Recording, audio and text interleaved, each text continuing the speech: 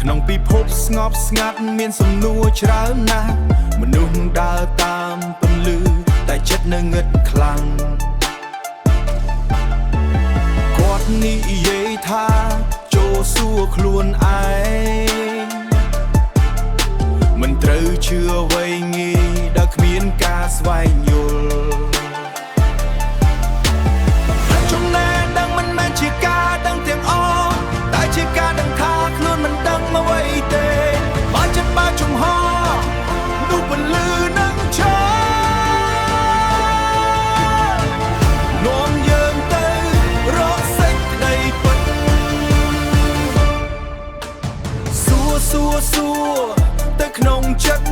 ស្វែងរកពិតមិនភ័យខ្លាចសេចក្តីពិតនៅក្នុងយើងបើហ៊ានមើលនឹងស្គាល់ខ្លួនមិនចាំបាច់ល្បីឬមានអំណាចតែស្គាល់ខ្លួននោះគឺជាជ័យជំនះមនុស្សជាច្រើនដើរតាមហ្វូងមនុស្សតែគាត់ឈរម្នាក់ឯងដោយកម្លាំងចិត្តគាត់សួរពិភពលោកនិងសួរខ្លួនឯងដើម្បីរកអ្វីដែលពិតប្រាកដ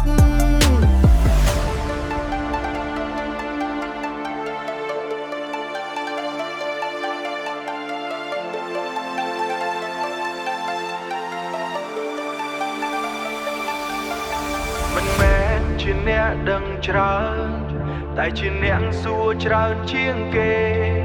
ចំណេះដឹងកើតពីការសង្ស័យនាំទៅរកភាពប្រាកដ